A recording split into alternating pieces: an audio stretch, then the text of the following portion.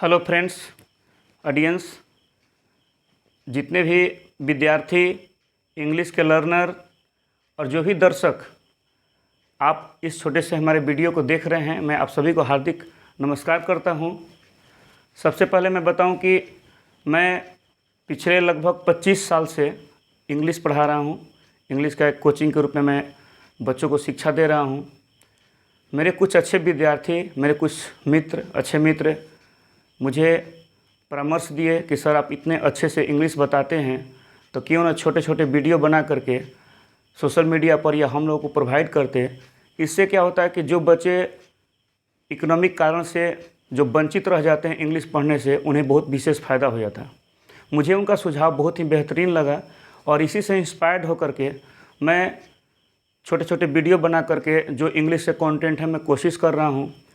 आपके सहयोग, आपके स्नेह, आपके आशीर्वाद की मुझे बेहद ज़रूरत है ताकि मैं यह नेक काम कर सकूं। ज़्यादा इधर उधर की बात न करते हुए, ताकि वीडियो लंबा हो जाएगा, इसलिए मैं मेन आता हूं कि आज मुझे कहां से शुरू करने हैं। इंग्लिश शुरू करने से पहले किसी भी लर्नर को सबसे ज़्यादा परेशानी होती है कि हम इंग्लिश पढ़ना कहां से शुरू करें और कैसे शुरू करें। तो मैं आज सिर्फ और सिर्फ यही बताने वाला हूं कि हम इंग्लिश कैसे शुरू करें, या बेसिक थोड़ा बहुत नॉलेज जो इंग्लिश की स्टार्टिंग है।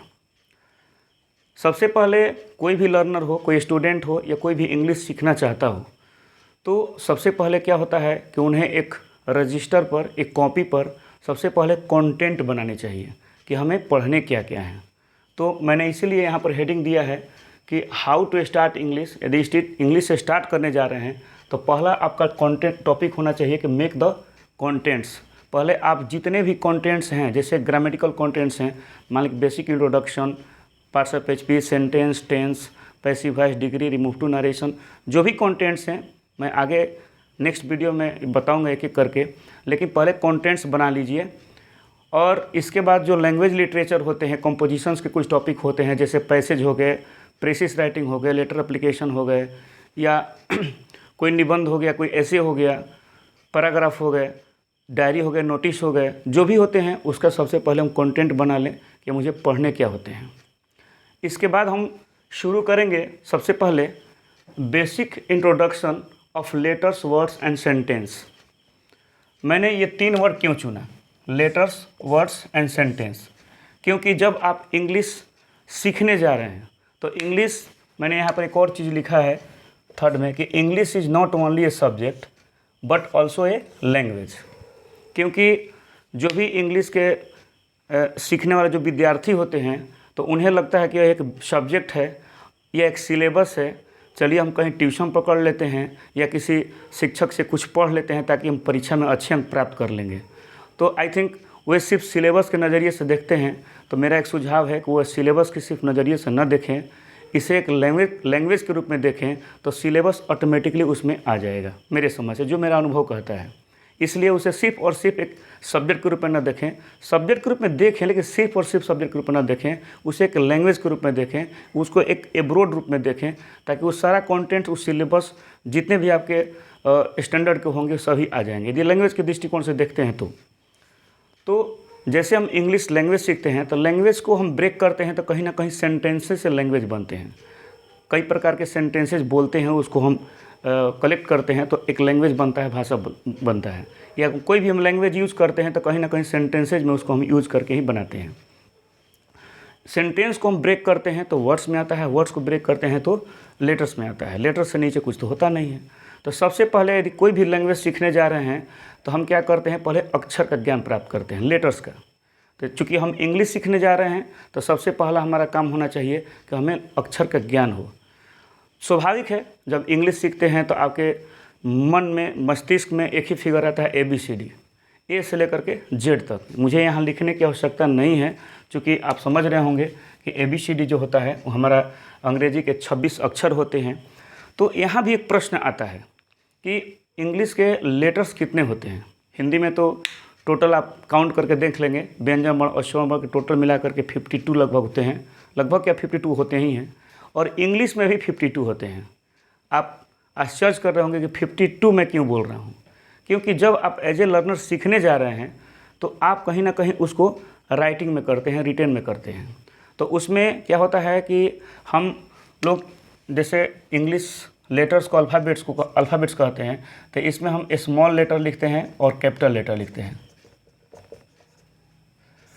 तो रीडिंग तो दोनों को सेम करते हैं, स्मॉल को भी, जैसे मान लीजिए कि पहला अक्षर हमारा ए है तो कैपिटल में ए है, लेकिन लिखने में तो अलग अलग है।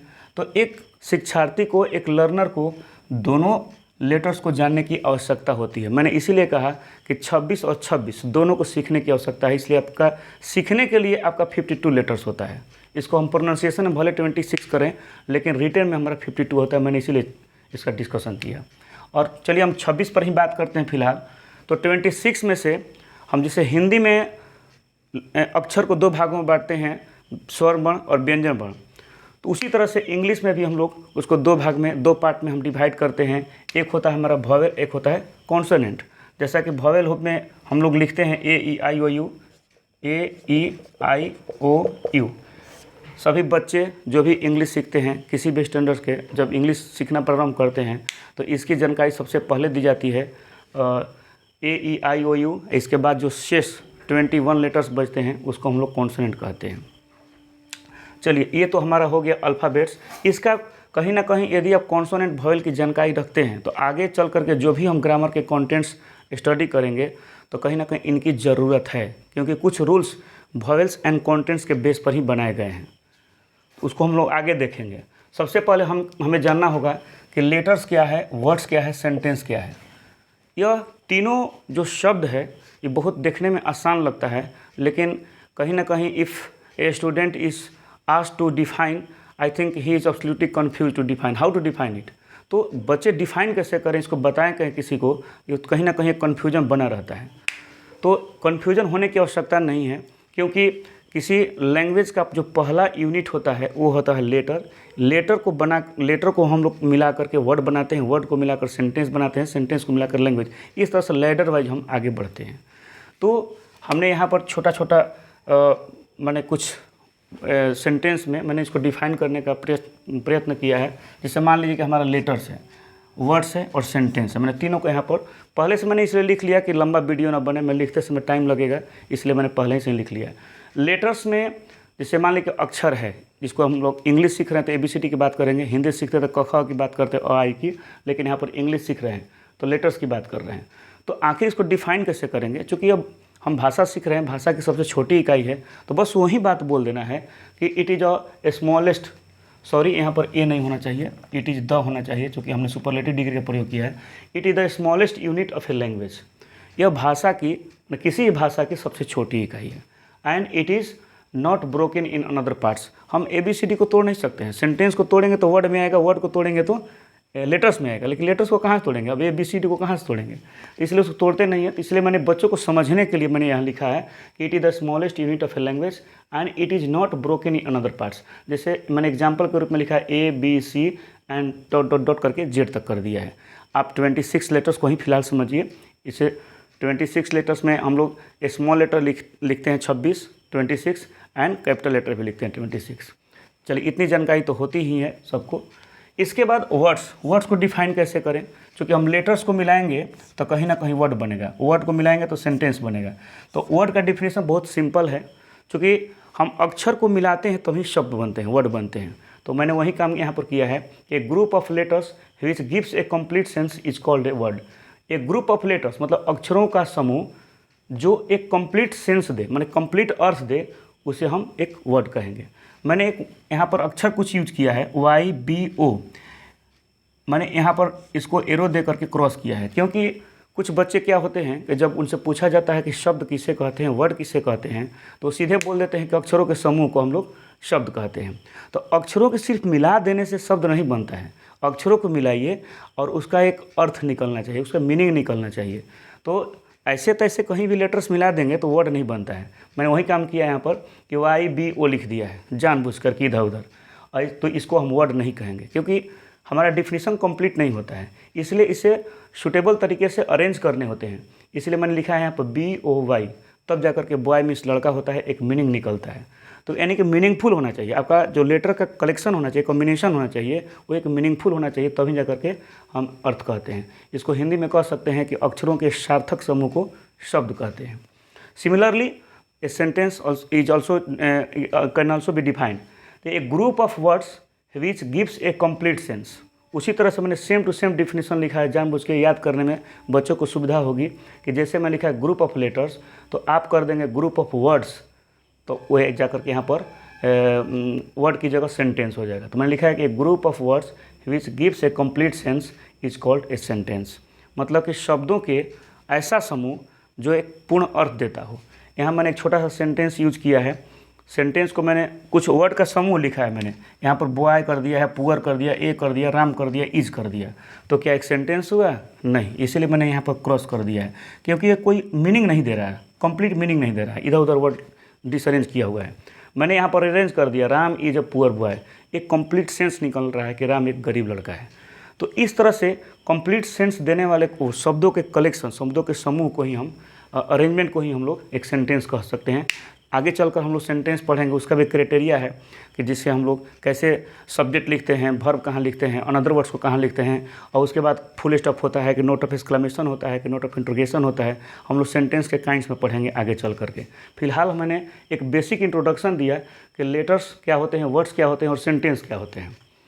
इसके बाद हम लोग क्या पढ़ते हैं, जिससे मान लीजिए कि हमें चाहे बच्चों को जो लेटर्स का ज्ञान हो गया, 26 स्मॉल 26 कैपिटल, यानी कि टोटल 52 लेटर्स जान गए। इसके बाद लेटर्स कहते किसको हैं, वर्ड्स किसको कहते हैं, सेंटेंस किसको कहते हैं, यह समझ में आ गया, तब जा कर के हम वहाँ पर उसके आगे बढ़ते हैं। तो उसके बाद हम लोग नेक्स्ट टॉपिक हमारा होता है पार्ट्स ऑफ स्पीच। लेटर्स के यहाँ पर मान लीजिए कि आपको स्टडी अपने लेटर्स का कर लिया, लेटर्स का ज्ञान हो गया। इसके बाद हम लोग वर्ड पर आते हैं। वर्ड का ज्ञान कैसे हम लोग स्टडी करते हैं। वर्ड कहते हैं लगता है बाप रे इतना सारा वर्ड्स होता है इंग्लिश में, क्या है कि जो भी लैंग्वेज, मान लीजिए कि हम लोग हिंदी भाषी हैं, भारत में रहते हैं, तो हम कहीं ना कहीं हिंदी भाषी हैं, हिंदी शब्दों का प्रयोग करते हैं, चाहे रीजनल लैंग्वेज यूज़ करते हैं। और इंग्लिश तो हमारा लैंग्वेज है नहीं, ये फॉरेन लैंग्वेज है, बट हम लोग इसकी रिक्वायरमेंट, इसके नीड को देखते हुए इंग्लिश सीखते हैं। तो इंग्लिश सीखते हैं तो अब लगता है कि जितने भी हिंदी में वर्ड होते हैं सबका इंग्लिश होता है। तो वर्ड याद कैसे किया जाए, क्योंकि जैसे हम बिल्डिंग खड़ा करते हैं तो उसमें ईंट, सीमेंट, छड़, बालू, गिट्टी सबकी ज़रूरत पड़ती है। उसी तरह से जब इंग्लिश की इमारत खड़ी करने जा रहे हैं तो आई थिंक ये सब जो वर्ड जो होते हैं ब्रिक्स के काम करते हैं। और भी another content of the grammar जो हैं वो कहीं ना कहीं इस तरह से मटेरियल, जैसे हम बिल्डिंग खड़ा करते हैं तो just we are going to build the building of English language and literature, we need like this bricks and cements. जैसे वर्ड हमारा यहाँ पर क्या है, एक तरह से जस्ट लाइक ब्रिक्स, ईंट के समान काम करता है। तो वर्ड्स का स्टॉकिंग भी ज़रूरी होता है। तो बच्चे दो तरह सोचते हैं वर्ड के बारे में कि आखिर वर्ड के अंतर्गत हम पढ़ते क्या हैं और वर्ड का स्टॉकिंग कैसे किया जाए। तो वर्ड ज़्यादा मीनिंग रटने से याद नहीं होता है। आप सेंटेंसेज यूज़ कीजिए, जैसे प्रतिदिन पर डे यदि बच्चे रोज़ एक एक्सरसाइज ट्रांसलेशन बनाते हैं, साधारण शुरू करें और कोई सिंपल सा बुक ले सकते हैं, नीचे में बहुत सारे वर्ड मीनिंग दिए रहते हैं। यदि नहीं है तो आप गूगल से या मीनिंग का बहुत सारे एप्लीकेशंस आते हैं, वहाँ से भी देख सकते हैं, या अपने जो आपके सीनियर हैं, टीचर हैं या आपके गार्जियन पेरेंट्स हैं, उनसे पूछ करके आप वर्ड को अरेंज कर सकते हैं और याद कर सकते हैं। आप सेंटेंसेस के माध्यम से वर्ड याद करें, मैं एक सुझाव देना चाहूँगा, क्योंकि वर्ड रटने से वो याद नहीं होते हैं, कहीं ना कहीं माइंड से उतर जाता है। चलिए, लेकिन हम यहाँ एक कैसे आगे बढ़ें इसकी बात कर रहे हैं। वर्ड के अंतर्गत हम लोग ग्रामर में पढ़ते हैं parts of speech. Parts of speech हम लोग बचपन से ही पढ़ते आते हैं, लेकिन इसको समझते कम हैं बच्चे। क्या होता है कि मैट्रिकुलेशन से नीचे जो बच्चे पार्ट्स ऑफ स्पीच पढ़ते हैं वो कहीं ना कहीं रट लेते हैं कि there are 8 parts of speech, noun, pronoun, adjective, verb, adverb, preposition, interjection, conjunction. लेकिन उसका स्कोप क्या होता है, वो स्टडी क्यों करते हैं, यह जानना बहुत ज़रूरी होता है। तो पार्ट्स ऑफ स्पीच हम नेक्स्ट वीडियो में बताएंगे, लेकिन यहाँ पर सिर्फ इतना ही बताएंगे कि पार्ट्स ऑफ स्पीच होता क्या है। जैसे हम लोग पार्ट्स ऑफ बॉडी होता है, हम बॉडी का स्टडी करने जा रहे हैं तो कहीं ना कहीं हैंड होते हैं, लेग्स होते हैं, चेस्ट होते हैं, वेस्ट होते हैं, हेड होते हैं, तो अलग अलग हम लोग करके पढ़ते हैं। तो उसी तरह से जो इंग्लिश का जो बॉडी है, पूरा इंग्लिश का जो एक जर्नी है, उसके बीच में मतलब कि वेरियस टाइप से वर्ड्स यूज़ किए जाते हैं। तो वर्ड पार्ट्स ऑफ स्पीच के अंतर्गत क्या हुआ कि जो भी ग्रामर लिखे उन्होंने क्या किया कि जितने भी वर्ड्स हैं ग्रामेटिकल नेम दिया गया है, 8 नाम दे दिया गया है। आपको विश्वास नहीं होगा, आप एक कोई सेंटेंस लेकर देखिए, उसमें कहीं ना कहीं आप अलग अलग वर्ड करेंगे तो ग्रामेटिकल नेम निकलेगा, कोई नाउन होगा, कोई वर्ब होगा, कोई एडवर्ब होगा, कोई प्रीपोजिशन होगा, कोई another content of the parts of speech होंगे। मतलब पार्ट्स ऑफ स्पीच के जो 8 कंटेंट है ना, उन्हीं के अंतर्गत आपका वर्ड आएंगे। आप करके देख लीजिएगा कभी पहले। तो स्किल इसलिए यह क्या करता है कि एक आइडेंटिफाई देता है, कि एक रिकॉग्नाइजेशन, एक पहचान देता है कि ग्रामेटिकली इसको क्या कहते हैं। जैसे मान लीजिए मेरे हाथ में एक पेन है, तो पेन को ग्रामेटिकली क्या कहेंगे? नाउन कहेंगे। ये बोर्ड है, ये क्या कहेंगे? इसको भी नाउन कहेंगे। ये मैं इसको कुछ लिख रहा हूँ, तो लिखना एक वर्ब हो गया। तो कहीं ना कहीं जो भी मैं काम कर रहा हूँ, कहीं ना कहीं एक इन पार्ट्स ऑफ स्पीच के अंतर्गत वो वर्ड एक ग्रामेटिकल नेम देता है। कोई नाउन होता है, कोई प्रोनाउन होता है, कोई एडजेक्टिव होता है। इस तरह से हम पार्ट्स ऑफ स्पीच के अंतर्गत पढ़ते हैं। जब इस कंटेंट को मैं लेकर के आगे नेक्स्ट वीडियो में बनाऊंगा तो मैं इसके पर डिटेल जाऊंगा। फिलहाल मैं इस पर जा करके फिर मेरा वीडियो बहुत लंबा हो जाएगा, कुछ लर्नर्स उतना देर तक नहीं देख पाएंगे शायद। उसके बाद हम लोग सेंटेंस एंड इट्स काइंड्स पढ़ते हैं। सेंटेंस मतलब कि जहाँ पर लिखे हैं डिफिनेशन के group of words which gives a complete sense is called a sentence. तो सेंटेंस तो एक डिफिनीशन हो गया। तो सेंटेंस बनाने के भी तरीके होते हैं जब हम इनके 5 काइंड्स पर काम करेंगे। वैसे इसके काइंड्स यहाँ तो 5 होंगे, जैसे जनरली क्या होता है उसके मीनिंग के बेस पर, लेकिन स्ट्रक्चरल जब हम लोग सिंटेक्स के बेस पर पढ़ते हैं तो हम 4 तरह के बांटते हैं। यहाँ पर मैं थोड़ा सा डिस्कस कर दूं कि सेंटेंस 5 होते हैं। असर्टिव सेंटेंस, जिसमें सामान्य सेंटेंस होते हैं, जिसमें सब्जेक्ट से शुरू करते हैं, वर्ब, अनदर वर्ड्स, लास्ट में फुल स्टॉप देते हैं। ठीक है, उसको शॉर्ट में हम लोग सब्जेक्ट और प्रेडिकेट बोल देते हैं। तो वो होता है हमारा असर्टिव सेंटेंस। उसमें भी 2 टाइप होता है, affirmative and negative. Second kind होता है इंट्रोगेटिव। इंट्रोगेटिव में क्या होता है? प्रश्नवाचक वाक्य। तो प्रश्नवाचक इंट्रोगेटिव सेंटेंस को भी हम लोग 2 टाइप में बांटते हैं। एक होता है सिर्फ एक्सुअली वर्ब से शुरू करते हैं, एक होता है WH क्वेश्चन से, जिसमें व्हाट, व्हेन, व्हिच, वेयर, और उसके बाद कहीं ना कहीं एक्सुअली वर्ब, इसके बाद सब्जेक्ट, तब आगे बढ़ करके लास्ट में नोट ऑफ इंट्रोगेशन का चिन्ह देते हैं। वो हमारा प्रश्नवाचक होता है। सिंपल सी बात है, प्रश्न पूछने वाले सेंटेंस को हम लोग प्रश्नवाचक कहते हैं। इसके बाद थर्ड काइंड होता है इंपरेटिव सेंटेंस, जिसमें हम लोग 4 तरह के सेंटेंस मिलेंगे। एक होता है ऑर्डर वाला सेंटेंस, जिसको हम लोग कमांड कहते हैं। एक होता है एडवाइस वाला सेंटेंस। एडवाइस भी 2 तरह का होता है। एक जैसे अब ADVISE, तो उसको हम वर्ब के रूप में देखते हैं। जब CE आएगा तो हम लोग उसको ऑब्जेक्ट नाउन के रूप में देखते हैं। तो एडवाइस उसको बोलते हैं। इसके बाद आता है आपका प्रोहिबिशन वाला सेंटेंस, जिसको हम लोग फॉरबिड बोलते हैं, मना करना। जैसे हम किसी को आदेश देते हैं कि यह काम करो, काम मत करो, तो निगेटिव सेंस में चला जाता है ऑर्डर वाला सेंटेंस। और लास्ट में होता है एंट्रीटी, जिसको हम लोग रिक्वेस्ट कहते हैं। रिक्वेस्ट वाले सेंटेंस को भी 2 तरह से करते हैं, एक होता है प्लीज़ और एक काइंडली से। ठीक है, तो ये हम लोग उस पर ज़्यादा मैं नहीं जा रहा हूँ, मैं शॉर्ट में यहाँ मतलब कि हिंट दे रहा हूँ कि ये चीज़ें होती हैं। इसके बाद फोर्थ में आता है ऑप्टेटिव सेंटेंस। ऑप्टेटिव सेंटेंस क्या होता है कि इच्छा सूचक वाक्य कहते हैं। कुछ विद्यार्थी यह समझते हैं हिंदी से, इच्छा सूचक वाक्य से, कि मेरी जो इच्छा है उस इच्छा वाला जो सेंटेंस बोलें कि मैं डॉक्टर बनना चाहता हूँ, मैं ये खाना चाहता हूँ, उसको ऑप्टेटिव कहते हैं। तो ऐसी बात नहीं है। ऑप्टेटिव होता है कि दूसरों के प्रति आप कौन सी इच्छा रखते हैं, मतलब शुभ कामना या बुरा कामना। एक होता है आशीर्वाद, एक ब्लेस, ए विशेष, एक होता है अभिशाप देना। तो इसको हम लोग ऑप्टेटिव सेंटेंस कहते हैं। और लास्ट में जो 5 काइंड्स होता है एक्सक्लेमेटरी सेंटेंस। तो एक्सक्लेमेटरी में क्या होता है कि जैसे हम लोग कोई एक्सप्रेशन वाला जो सेंटेंस होता है, दुख, सुख या जॉय, खुशी या घृणा या प्रशंसा, आश्चर्य, अफसोस, रिग्रेट, ये सब जो जाहिर करने वाले जो सेंटेंसेज होते हैं वो एक्सक्लेमेटरी सेंटेंसेस कहलाते हैं। और उसमें भी 2 टाइप के होते हैं। एक होता है कि इंट्रोडक्शन बोल करके एक सेंटेंस बोलते हैं, जैसे hip hip we have won the match, fie fie he is a great sinner. मतलब इस तरह से बोलते हैं। एक इंट्रोडक्शन बोल करके एक सेंटेंस उससे रिलेटेड बोलते हैं, वो भी एक एक्सक्लेमेटरी सेंटेंस है। और सेकेंड टाइप होता है कि जैसे हम बोलते हैं कि what a beautiful scene it is, how terrible figure it was, कितना भयानक दृश्य था। जैसे हम लोग बोलते हैं such a great man Gandhi ji was, Gandhi ji कितने महान आदमी थे। तो सच ए, हाउ, व्हाट ए लगा करके जो सेंटेंस यूज़ करते हैं, इस सेंटेंस के अंत में नोट ऑफ एक्सक्लेमेशन होता है, इसका एक पहचान होता है। तो मैं डिटेल में उसको लिखते हुए बताऊंगा जब सेंटेंस के 5 काइंड पर काम करेंगे। ये तो हो गया मीनिंग बेस्ड सेंटेंस के काइंड्स। एक सेंटेंस होता है सिंटेक्स के बेस पर, जिसमें हम लोग सिंपल सेंटेंस, कंपाउंड, कॉम्प्लेक्स और मिक्स सेंटेंस, इसमें भी बहुत रोचकता है। मुझे याद है जब मैं बचपन में पढ़ा था, मैं अपने गुरुजी को आदर्श नाम लेता हूँ, मैं उस समय जिस समय पढ़ा था उस समय सिंटेक्स और इस तरह के जो काइंड्स ऑफ सेंटेंसेज हैं, सिंपल, कंपाउंड, कॉम्प्लेक्स, पूरा 3-4 दिन पढ़ाया गया था। शायद ये 10 मिनट का चीज़ है। इसको आप, चूँकि जब हम लोग स्टूडेंटशिप जब चल रहा था, जब डिफरेंट डिफरेंट कंपटीशन के एग्ज़ाम दे रहे थे, तब मुझे पता चला कि उतना जाने की आवश्यकता नहीं थी। ये 10 मिनट का काम है। सिंपल कहते हैं वैसे सेंटेंस जिसमें कोई कंजंक्शन नहीं हो। मुझे अब मेरे ये अपने तरीके हैं, ऐसा बुक में मैं बुक की बात नहीं कर रहा हूँ, मैं अपना जो मैंने महसूस किया है मैं बता रहा हूँ। जिसमें कोई कंजंक्शन नहीं हो, ये सिंपल सेंटेंस होता है। यदि आप कंजंक्शन पढ़े हैं तो उसमें कंजंक्शन में होता है कोऑर्डिनेटिंग कंजंक्शन है, सबऑर्डिनेटिंग कंजंक्शन। तो कोऑर्डिनेट कंजंक्शन से जुड़े हुए सेंटेंस, जिसमें वैसे सेंटेंस जिसमें सिर्फ और सिर्फ कोऑर्डिनेट कंजंक्शन से 2 या 2 से ज़्यादा क्लाउज जुड़े हुए हों, उसको कहते हैं कंपाउंड। और वैसे सेंटेंस जिसमें 2 या 2 से ज़्यादा क्लाउजेज सबऑर्डिनेट कंजंक्शन के माध्यम से जुड़े हुए हों, उसे कहते हैं कॉम्प्लेक्स। और जिसमें दोनों कंजंक्शन का प्रयोग हुआ हो उसे मिक्स कहते हैं। इसमें कहाँ दिक्कत है, मात्र 5 मिनट की बात है। उसको मैं जब मैं डिस्कस करूँगा तो वही मैं डिटेल कर दूँगा। तो यही चीज़ें हैं। मैंने बोला इसलिए कि इसको आप देखेंगे तो आप समझ जाएंगे कि हाँ ये सही बात है।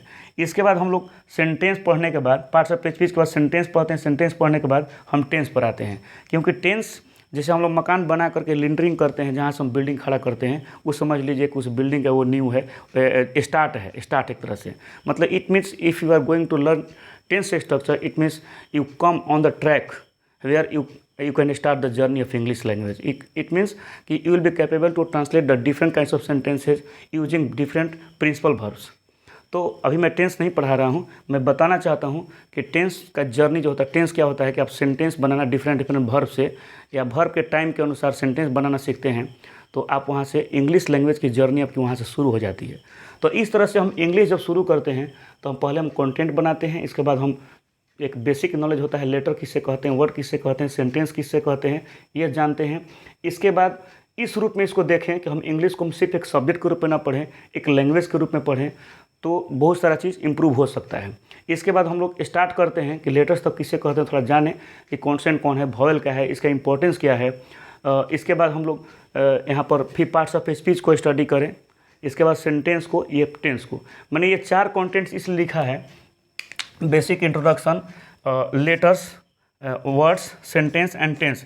These are the pillars on which you can build the building of English language. मतलब ये पिलर्स का काम करते हैं, जहाँ पर आप इंग्लिश की बड़ी से बड़ी इमारत खड़ी कर सकते हैं। तो नेचुरली आप देखते हैं कि जिस बिल्डिंग की नींव यानी कि पिलर्स कमज़ोर होते हैं, बहुत ज़्यादा आप ऊंचा बिल्डिंग नहीं ले जा सकते हैं।